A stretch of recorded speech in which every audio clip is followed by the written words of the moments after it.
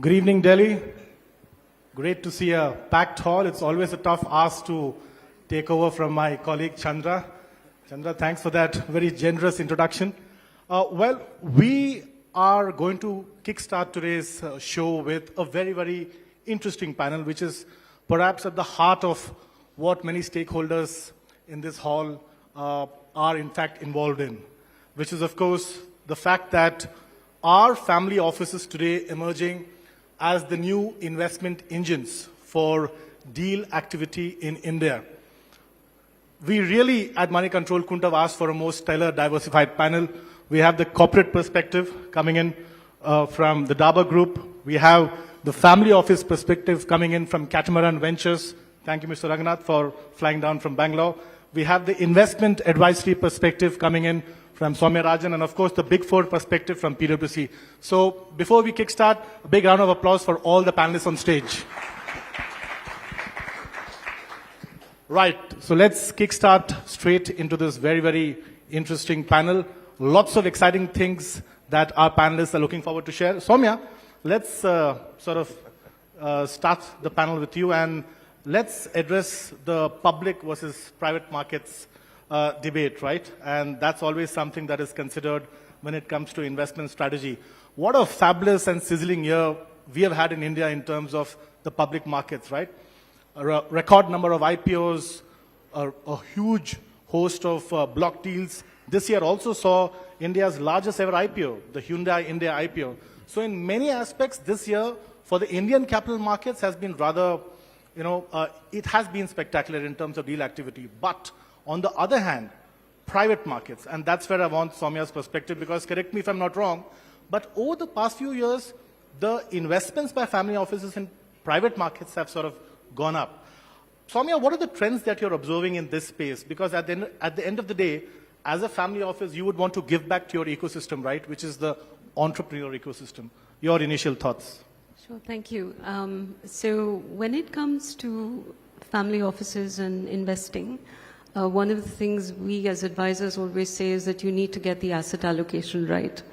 I will say that in the last year or so, everyone thinks they're a fund manager because markets have done so spectacularly well that you think it's a one-way street. I would like to say that history has taught us otherwise, that markets do correct. And that's when the importance of asset allocation does come in. And what we've seen is really to hold the hands of families, clients during this period when public markets are so frothy or have been frothy. Now we've seen some moderation to really say that, stick to the asset allocation. The strategic asset allocation is extremely important. And what we've seen is that when I first started the business in 2011, private markets was maybe 1 or 2% of families' overall allocation in private markets. Today, in the entire corpus that we ourselves manage, which is a little over 45,000 crores, almost about 15% is allocated toward private markets today on an aggregated basis. There will be families that take much higher exposure. There'll be families that take less. But what's interesting is that you have to stay true to that. And also, how do you make sure when you're investing, you have to be a little counterintuitive. So in fact, this is the time when you should be looking at private markets because you're just coming out of a funding winter in many ways, and valuations have moderated significantly. But if you ask most families who may not have such evolved family office structures as who I'm sitting with on the panel, they may get a little too carried away with public markets. So my initial thoughts would be, you need an asset allocation, you need to be counterintuitive, and you need to expose yourself into categories and spaces in private markets which you don't have and you don't get the benefit of in public markets. Right. Aditya, would you like to weigh in? Of course, the Dabur family has its fingers in many pies across sectors. You have a pretty intense background in healthcare per se, oncology. Those are certain sectors that excite you. Give us a sense how the division is, public versus private.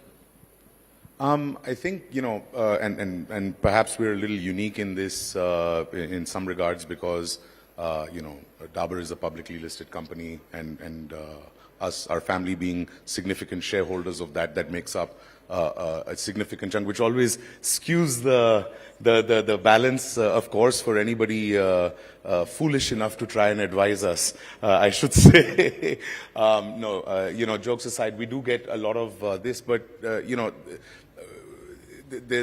I feel that the family offices, at least in our key focus was always, Dabur on one side, and then, all the other activities, and the rest of world, if you will. Correct me if I'm wrong, Aditya, but you have a multi-family office and you also have Exactly. single family offices, wherein you have a common vision, but you also have flexibility to chart your own courses, right? Exactly. So we started off with a multi-family office where we have our 5 family units, all of us getting our advisory and activity and administration done from.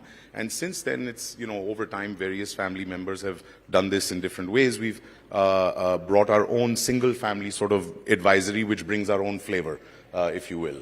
And yeah, we do split between public and private, but I think the private is definitely picking up now. And, one has to look at the size of the opportunity at times as well when you're allocating this capital. So I think that plays a large role, that you have now stuff in private that is of a certain size. Right. Aditya was also telling me a very interesting anecdote when we chatted up earlier over the weekend about the origins of the Dabur family office, right? And how it happened post the divestiture of Dabur Pharma to Fresenius Kabi, which is an MNC. So The office existed, of course, before that, but I think really what happened was that once, our family, we divested our shareholding in our pharma business, then everybody, you get that influx of capital, which you now start thinking, okay, what do we do with this?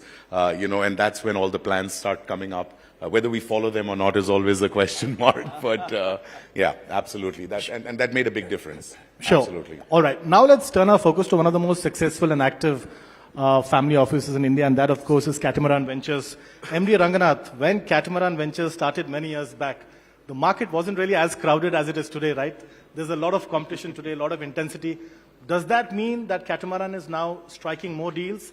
And also, what does the crowded market of family offices today mean when it comes to tying up and partnering with VCs for deals? No, first of all, thanks for inviting Catamaran here. Great to be on this panel. I think, like any other family office, Catamaran has its own trajectory, as you rightly pointed out.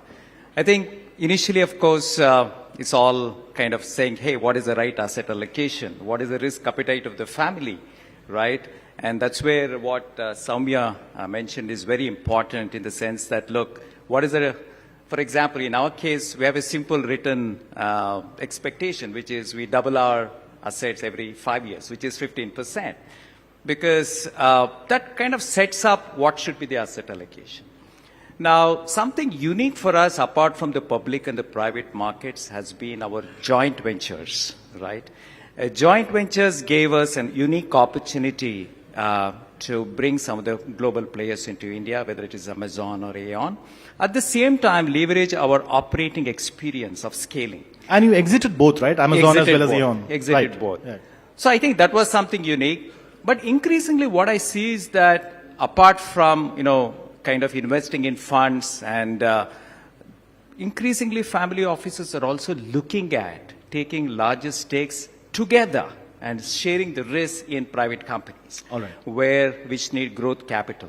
So I think that is something which is really coming up, and I think the bets are getting bigger and bigger over the years, and that is something we see over the course of years. Oh, that'll be music to the ears of many targets looking at fundraising. Dinesh Arora, as the deals leader at PwC, you've heard the preliminary viewpoints of our co-panelists. One aspect that I want you to weigh in on is, what is the trend that you're observing when it comes to family office investments, direct versus through the fund structure? Because according to a recent report, Asia-Pac family offices, according to that report, have a greater appetite for direct investments. What are you seeing on the ground, Dinesh? I think both the options are available for family offices, and what we have seen is direct with making a SPV for investment would entirely depend on the deal size and how many people are participating. What we have seen is that family offices have a good bonhomie, and many of them get together to invest, and they bring in not only the required capital but diverse operating experience, which is very important for companies to grow. And many of the new entrepreneurs prefer to get capital from family offices, or at least a VC and a family office, which helps them in scaling up. So so it is the operating thing which is a determinant rather than the structure, and structure follows the operating needs of the deal. Right. So opening remarks in from all our panelists. In fact, another interesting nugget. All of you here must have heard of the global private equity giant General Atlantic, right? How many of you knew that it had its origins in a family office? Soumya, you and I were discussing this earlier. So global private equity giant General Atlantic, it actually started as a family capital-led base, and then slowly and steadily it started looking at other family offices as sources for capital in the late 1980s. And today, of course, it's a huge private equity player. It has investments across sectors. Soumya, question for you. Is the Indian market ready for an example like this to emerge, or are these still early days? I think we've got Catamaran here who could actually be that. But just going back to the point itself, that was 40 years ago when Chuck Feeney had his family office called Atlantic Philanthropies. And then the captive investment arm of the family office was General Atlantic. Today, GA manages over 80 billion over the last 40 years. It can just tell you what we may end up seeing in the next 2 or 3 decades as these large single-family offices start taking positions as well as getting the exits from their direct deals that they do. So my sense is that we're going to see this, and we're already seeing it. We're already seeing, you can name 5, 7 of the larger single-family offices that are already playing larger roles, and Ranga mentioned the largest stakes that they're taking.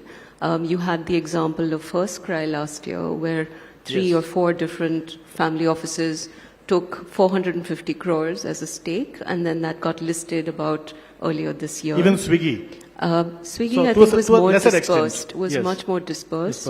Yes. You've also had the recent example of Zepto, which Yes. has raised 350 million, which is only domestic investors. You would wonder, why is that also happening? I think there's also a regulatory angle. I would also think that it's important for some of these companies to have domestic capital because of the industry that they're in, which they will seek domestic investors, but all of which augurs extremely well for single-family offices or multi-family offices to take positions in some fabulous companies. Mr. Ranganath, would you like to weigh in? She spoke about the regulatory aspect relating to the participation of family offices in pre-IPO rounds. What more can be done to see greater and larger participation and perhaps larger checks as far as pre-IPO funding is concerned? I think, Soumya is right. Some of the, earlier deals were kind of required some of the FDI rules, right? It's kind of required more local partners. Now, I think increasingly the companies are also getting more comfortable raising local capital, saying that, look, earlier it was primarily for, hey, if I get a much well-advertised global brand as my investor, that would help. Yes, that would certainly help. But increasingly, they are also getting to see that, look, the kind of value add the large family offices can bring to the table through their operating experience is also valued. So increasingly, they're more comfortable in accepting local capital as significant shareholders in addition to the global ones. I think that trend, as she rightly pointed out, is increasing. And even on the other side, I think the family offices are also kind of saying that, look, I can stay put for 4 or 5 years. It's not like I invest today and I want to exit tomorrow. I think that patient capital, along with the comfort level of the promoters to accept local large capital, I think both are playing. Yeah. Right. Aditya, do you think family offices per se, maybe in certain cases, certain entrepreneurs need greater nurturing, greater support, greater mentorship, right? Maybe in some cases, perhaps your regular VC or a regular fund may not be able to spend that time. Do you think in these kind of circumstances, perhaps family offices have an edge in terms of promoter-entrepreneur chemistry and perhaps can then be better partners? Do you concur with that? I think no doubt, but really horses for courses, right? I think if there's a founder that that needs that particular type of nurturing, then absolutely, that chemistry really does, it's greater than the sum of its parts. On the other hand, I also feel that, family offices, their evolution over the last several years has been previously said, that, the founders are getting more comfortable working with family offices as rule, because there's more structure to it, there's more predictability to it. Before, I think a lot of the allure for a lot of the large funds was, okay, there is a structure, there is a way things, that happen, you get carried through the whole thing, follow the yellow line, as it were. But in family offices case now, there is a structure, there is a history. I think, founders are definitely more comfortable. What about larger checks? Up to 100 million, of course, possible, yes, achievable. But what about the really big bang ones? When can we see that start pouring in? I think we're going to start seeing that definitely over the next 5 years. I think we will see many of those, and in an ever increasing way, because I think the capital requirements now for some of these businesses, it's no longer that whole spray and pray kind of, just try and invest in a bunch of stuff and see what sticks. I think there's a lot of proven game plans out there, and people are willing to take big stakes. And look, businesses such as ours, we're always looking at diversifying our interests. And if this is the next sort of sunrise sector or sunrise play, absolutely, why not? My children and grandchildren will thank me. One quick question, then, hopefully. Yeah. Soumya, you want to weigh in over there? Yeah, I just want to weigh in on something that was said, is that what I've seen in family offices about 10 years ago is that they kind of tasted blood with seed investing in some sense. So then they got a little bit more courage to then do a little bit more. And now you're seeing them evolve now perhaps a little bit away from seed, moving more to your Series B, Series C, where it's more predictable in terms of the business model and otherwise. So just as the ecosystem is maturing, the family offices are also maturing in this process. So I just thought I'd just speak back home. I think just to add, Sure. build upon, family offices are also pooling now. They're kind of collaborating to answer your question of larger checks, and they're coming together to co-invest and with the larger check sizes. So what kind of check sizes are we talking about, Mr. Ranganath? It could be anything. Certainly, like Soumya said, the check value is increasing. It is entirely depending upon the deal. It doesn't mean that family offices only look for large check deals anymore. Right. What about family offices and the trend of looking at sectors or segments that are sort of ancillary to the core business? Well, I think, at least in our case, I can talk about earlier, our focus was primarily on the consumption, which is e-commerce, Amazon, then a couple of similar investments. I think recently we are also kind of making certain investments in precision manufacturing. I think that is really coming off age, for various geopolitical reasons as well as the government support, and no large global player can ignore India, both as a market but also as an export base. So, for example, the component manufacturers for Apple or Airbus and such precision manufacturing is one focus area. They're not very large companies, but they need growth capital, they're export-oriented, and that's where they need the scaling expertise, like, for example, Catamaran can bring. And who better than the former team at Infosys when it comes to scale? Dinesh, what are some of the hottest sectors right now for family offices? Where are you seeing maximum investment interest? So let me just take the question that was you asked prior. Right. I think we have to look at the role of the family office.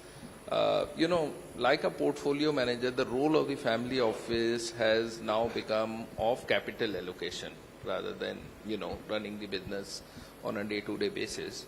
And therefore, the origin of the family office becomes very, very important. Like, for example, like Dabur runs a very, very successful consumer business, and therefore, somebody who's running consumer will run to them that we need you, we run after you. So the operating experience combined with the capital allocation, and probably they would have a preference to do more consumer deals because this is a sector which comes naturally to them, and therefore, that's how the specialization even in private equity firms get built based on the knowledge and based on the experience. Here they come with a natural experience which a lot of founders weigh on. Yeah, because not every private equity fund will have an operational team for that specific sector, right? Most of them would not have. Yes, Not- yes. So that becomes important. And which are some of the sectors where you're seeing maximum activity in this space, Dinesh? So I think consumer, healthcare, these two are probably the hottest sectors, especially in the mid-market range, right? EdTech has gone off the anvil. We haven't seen much happening after the debacle of the larger players in the market. I would say if I have to pick up two sectors, it is healthcare and consumer. Tech continues to be evergreen. And we have seen green shoots in manufacturing, especially precision manufacturing. Lot of interest from family offices and private equity funds, given India is becoming an export hub. Right, so healthcare, consumer, tech continues to be evergreen. Soumya, what about the participation of overseas family offices? That's also a trend that we are observing. I was speaking to Ranga earlier and he was speaking about how there are certain German and Japanese family offices scouting around for partners. Tell us what's happening on the ground. So I think clearly India is a hot investment destination. So irrespective of whether it's the family offices or otherwise, they're trying to figure out how can you find the right partnerships to work in India. India is a very complex market. So working with the right set of people in India then becomes extremely relevant. I will say I haven't seen too much of that at this moment. I think there are more financial services companies that are looking for partnerships in India to understand the landscape. But what I do see is that the allocation to India is still very small. It is still in the low single digits. It's not like a China allocation. India is always or was always clubbed with emerging markets as a whole. You didn't have a separate India allocation like you had a China allocation. That I think will change, but I don't see it changing in the near term. I think it is still in the low single digits that India allocations will remain, at least for the next 5 years or so, till people, one, start having a good experience of investing in India. When you look at private markets, it's all about the exit. It's also about the judicial system. And also the price at which you enter, and right? the price at which you enter. We've spoken about that. Yeah. It's about the right price. Now, these things have to all align if you're going to have a good experience from India. So my sense is that it's early days, but we're doing all the right things. They are looking for the right people to work with who will help them kind of navigate the India ecosystem in a broader way. Right. Aditya, give us a peek into the Dabur family office strategy. Dinesh spoke about two hot sectors, consumer, healthcare. Healthcare is a sector close to your heart. Both Tell us, what are you guys absolutely bullish on? So, absolutely, we're bullish on consumer for sure. I think, the way that we've done it, and I think that this is kind of maybe slightly different, is that since Dabur itself has, coffers and we are looking at acquisitions, etc., through there, so that kind of puts that into one silo, and then of course there's everything else. But yeah, absolutely. I think consumer, and we're seeing things at much earlier stage with much more evolved thinking. I think this network effect and the VCs really are doing a wonderful job of getting these founders ready, market ready. And very, very confident founders with a lot of good experience, coming from large companies, whether it's Dabur, Coca-Cola, HUL, et cetera, going off and doing their own thing, which is very, very good to see. But yeah, I think, consumer is definitely there. Healthcare as well. I think, that's a broad sector. So, it's some things take off and other things slow down. But yeah, healthcare is definitely something that Right. we're involved in a couple of companies. We have 3 companies in life sciences and healthcare ourselves. And look at the pace at which, you spoke about the healthcare sector, look at the pace at which there are so many private equity firms striking deals in the hospital space, right? Amazing. The number is just increasing with every Yes. passing day, right? So that's also a sector to sort of watch out for. Look, as much money that can be pumped into the healthcare system, I think, you'll be, all that money is buying a lot of good health for India going forward. Better technology, better absolutely, infrastructure. Absolutely. And wonderful doctors with great experience. We need a stable ecosystem now. Would you right? want to weigh in on the potential for partnerships with overseas firms? I know I'd spoken about that to Soumya earlier, but would you want to weigh in on the potential over there? Sure. On a lighter note, the family offices don't want to call themselves family office anymore. They want to call themselves as investment firms which happen to have one investor. I'll keep that in mind for the next panel. Jokes apart, I think, yes, I think increasingly the interest is primarily coming from family businesses outside All right. who want to set up shop in India, focusing on Indian market as well as for exports. And they need local partners. And there again, the preference is for somebody who has had operational experience, have run the businesses. So I think that's where one part of the demand is coming from. And Soumya is right. I think purely family offices come. Do you think that in the months ahead, there will come a time when family... Do you think that in the months ahead, there will come a time when family offices will not just co-partner or join, but perhaps rival VCs and private equity funds when it comes to M&A deals and pre-IPO deals? Yeah. So I think, India is not an easy market to operate in.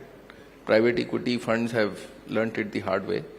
Family businesses know it, that it's a hard market. So I think combination of family office with, private equity and VC funds, that makes a very good combination for the overall environment. There would be some deals where I would say early stage where VCs would take a lead and then family offices would come and participate with private equity.